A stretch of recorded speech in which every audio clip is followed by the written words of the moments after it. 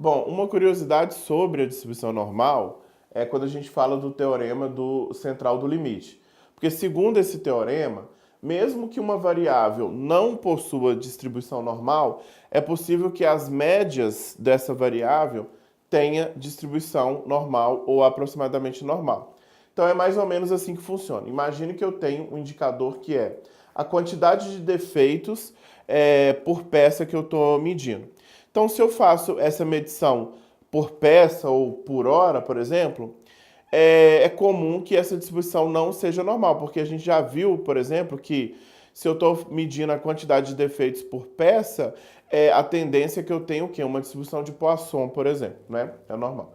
Só que imagine que, na verdade, agora o meu indicador passa a ser o quê? A quantidade média de defeitos por peça no dia, ou a quantidade média de defeitos por peça na semana ou no mês. Então, quando eu começo a ter indicadores que, na verdade, representam a média de alguma coisa que eu estou medindo, então, é o valor médio do dia, é o valor médio da semana, isso tende a virar uma distribuição normal. Então, isso também ajuda a explicar, porque na maioria dos casos nas nossas empresas, os nossos indicadores são normais, porque muitas vezes a gente está medindo o quê? O valor médio por hora, o valor médio por dia, o valor médio por mês. E aí é justamente isso que o teorema central do limite explica.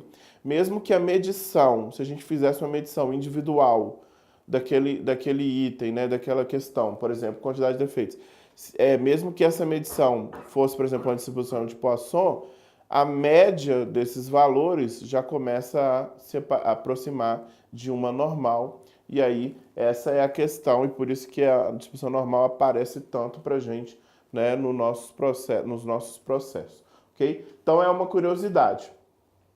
Vamos agora falar sobre o teste de normalidade, por quê?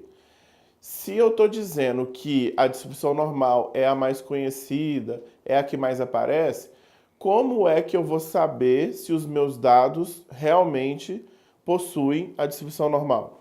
É possível, sim, fazer esse teste com a ajuda do Minitab.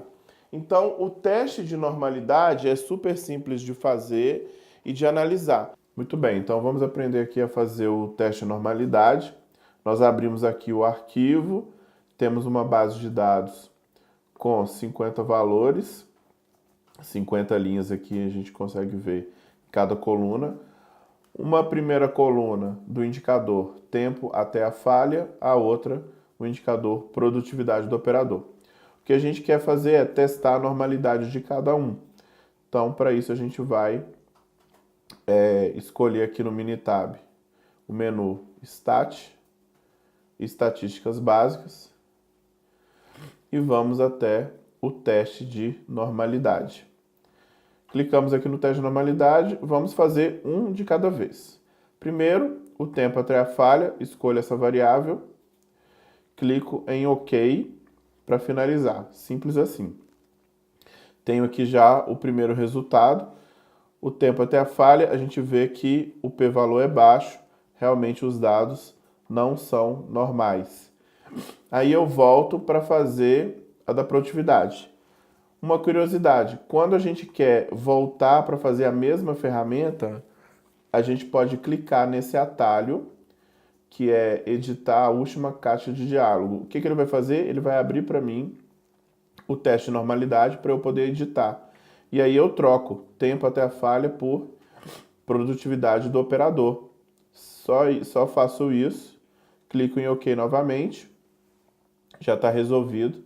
Tenho aqui então, olha, produtividade do operador, p-valor alto, os dados são normais. Tempo até a falha, p-valor baixo, né? Os dados não são normais. Essa é a conclusão então que eu chego para o teste de normalidade. E aí, como é que funciona a minha análise? Como que eu vou saber se, por exemplo, esse indicador de tempo até a falha é ou não é normal? E como que eu vou saber se esse indicador de produtividade do operador é ou não é normal? A gente, primeiro, pode fazer uma análise mais visual, que é subjetiva, né? Mas é possível de ser feita.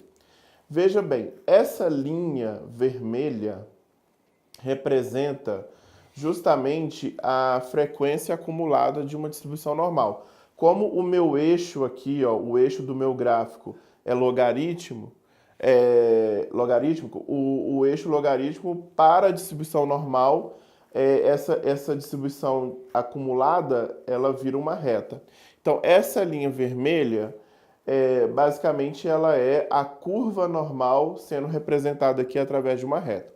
Portanto, se os meus dados são normais, eles deveriam acompanhar a linha vermelha, já que a linha vermelha representa justamente a distribuição normal.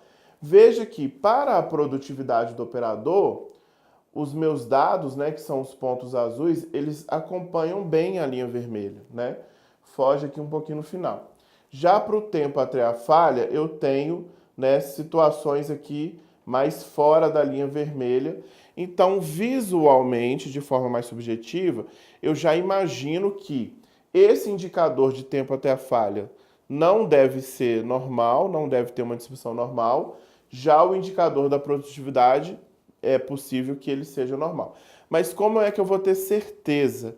A gente vai ter certeza analisando o p-valor. Então, é essa análise mais quantitativa do p-valor que nos dá essa segurança. E como que funciona essa análise do p-valor? Basicamente é o seguinte: se esse valor, né, o p-valor, ele é muito baixo, ele é menor do que 0,05, então significa que a distribuição não é normal.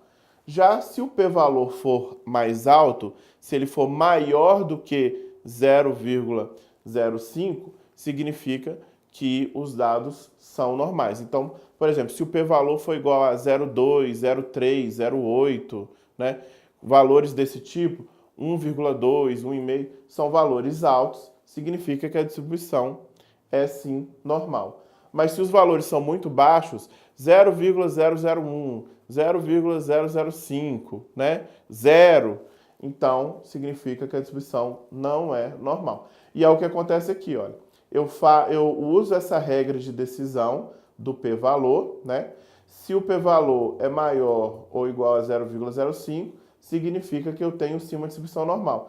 Então, no nosso caso aqui do nosso exemplo, o tempo até a falha realmente não é normal, e já o indicador de produtividade do operador é sim um indicador com distribuição normal. Então, é um teste fácil de fazer, simples de analisar também, é só lembrar da regra do p-valor.